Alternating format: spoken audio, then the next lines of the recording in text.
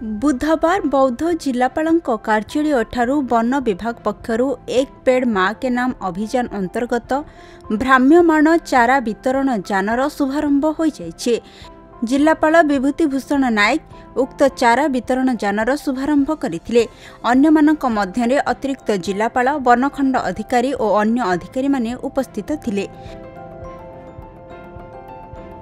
आगामी सेप्टेम्बर 17 तारिख में सारा राज्य में 75 लाख चारा रोपण करने को थिबा बेले बौद्ध जिले में 1,75,500 चारा रोपण करिवार कार्यक्रम धार्य कराଯାଇଛି।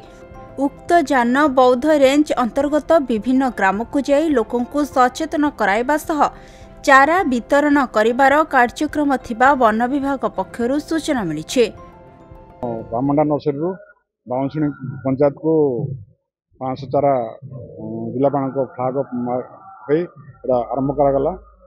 आम ये बौद्ध जिले में 1,83,500 गच लगे आम योजना करूँ जहाँ कि 17 सेप्टेम्बर में सारा जिले में एक समय लगे जहाँ कि मेरी लाइफ पोर्टाल रे अपलोड हो माँ गछटी कार्यक्रम कार्यक्रम होमर से गोटाए दिन में सारा ओडिशा रे 75 लाख अधिक गछ लगे योजना कर। बौद्धरू जयानंद मिश्र रिपोर्ट, खबर ओडिशा।